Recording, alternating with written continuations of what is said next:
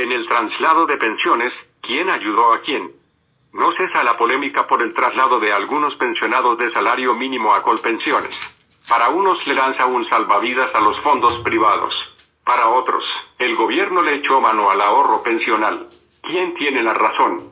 Entre las medidas adoptadas por el gobierno para enfrentar las consecuencias económicas del coronavirus, algunas han tenido buen recibo, pero otras han desatado fuertes polémicas.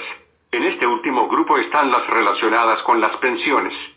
Primero decidió financiar la emergencia con los recursos del Fondo de Pensiones Territoriales, FONPET, que devolverá en 2040, y del Fondo de Ahorro y Estabilización, FAE. Eso provocó airados reproches de mandatarios locales.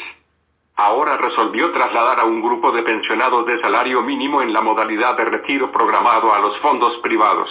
Estos pasarán obligatoriamente a Colpensiones por el decreto 558 de 2020, lo que ha generado una fuerte controversia. 1.4 millones de desempleados en Colombia por crisis del coronavirus. La economía colombiana podría decrecer hasta 7,9% en 2020. La medida tiene todo tipo de interpretaciones.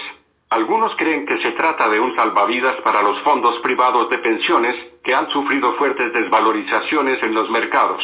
Otros la tachan de reforma de pensiones disfrazada. Incluso ciertas personas acusan al gobierno de financiarse con recursos de los fondos de pensiones, y califican la decisión como un precedente nefasto, que abre la puerta a la nacionalización del ahorro pensional. Por eso, muchos se preguntan quién tiene la razón, o más bien, quién ayuda a quién. Esta medida quedó incorporada en el decreto que suspende los aportes a pensión durante abril y mayo para mejorar la liquidez de trabajadores y empresas. Con el argumento de proteger a los pensionados de retiro programado, el gobierno los trasladó a Colpensiones. Argumentó que los recursos se encuentran en un capital que podría verse afectado por las actuales coyunturas financieras. Juan Miguel Villa, presidente de Colpensiones. En el esquema de retiro programado, el fondo recalcula cada año la pensión del afiliado en función del saldo de ahorro en la cuenta individual, las condiciones del mercado y la expectativa de vida. Pero cuando los ahorros se acercan a un nivel en que solo podrían financiar un salario mínimo, la norma obliga a comprar una renta vitalicia a una compañía de seguros para que el afiliado no asuma los riesgos de extralongevidad o de cambios en las condiciones del mercado, como ocurre hoy. No obstante, ante el aumento de la expectativa de vida, la caída en las tasas de interés, las condiciones del mercado laboral y las decisiones judiciales, entre otros factores, los montos de algunas cuentas podrían ser insuficientes para adquirir este seguro. Esto revela una falla estructural en el mercado de rentas vitalicias, las aseguradoras no las ofrecen, en especial las de salario mínimo. ¿Qué hay detrás del decreto 558 de pensiones en plena pandemia? Gobierno emite decreto que traslada pensiones de fondos privados a Colpensiones. Frente a esto, las administradoras de fondos de pensiones y cesantías, AFP, estaban asumiendo el riesgo de ofrecer unas pensiones de retiro programado de salario mínimo y, si era necesario, completar con recursos propios los previsibles faltantes para ciertos afiliados. Un problema creciente ante el incremento del salario mínimo por encima de la inflación en los últimos 2 años.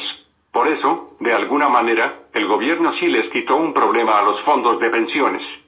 Pero las administradoras, agrupadas en asofondos, insisten en que ellas no solicitaron esta medida y que no necesitan dicha ayuda. De hecho, Santiago Montenegro, presidente del gremio, reiteró que prefieren lo que ya han planteado a las autoridades desde hace algún tiempo, en caso de enfrentar riesgos de descapitalización futuros, muy poco probables, algunos retiros programados podrían acceder al Fondo de Garantía de Pensión Mínima.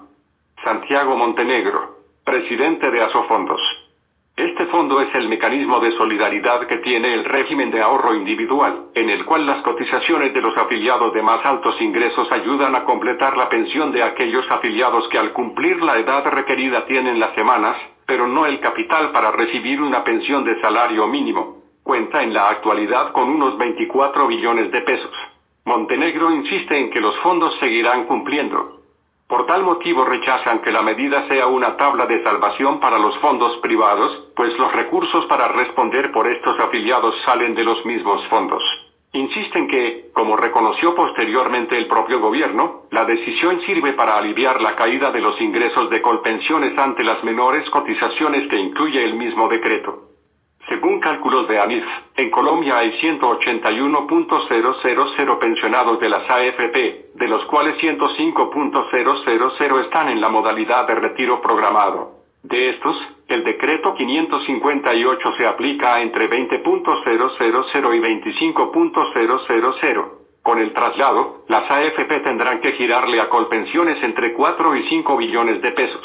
Además, si faltan recursos, las AFP deberán cubrirlos.